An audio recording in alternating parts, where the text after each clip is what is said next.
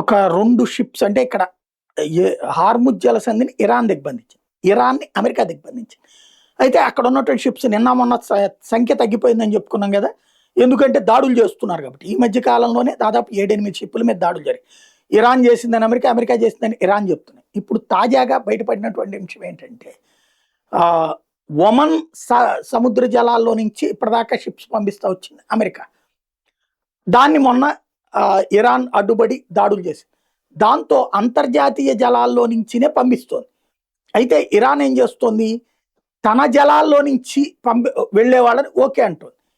అక్కడ అట్టించి వెళ్తుంటే అమెరికా దాడులు చేస్తుంది. ఈ మధ్యలో ఉన్నటువంటి ఏదైతే అంతర్జాతీయ జలాలు ఉంటాయో అందులో సీమరించి పెట్టింది ఇరాన్. అంటే అమెరికా మాట విని అటు ఒమన్ వైపు వెళ్ళినా, అంతర్జాతీయ జలాల్లో నుంచి వెళ్ళినా సీమరించి పేల్తాయి. తద్వారా షిప్పులు నాశనం అవుతాయి. ఇది ఇరాన్ అనుసరిస్తున్నటువంటి వ్యూహం. అమెరికా దగ్గర ప్రతి వ్యూహం విఫలమవుతోంది. తాజాగా 2 షిప్స్ ధ్వంసమైనాయి.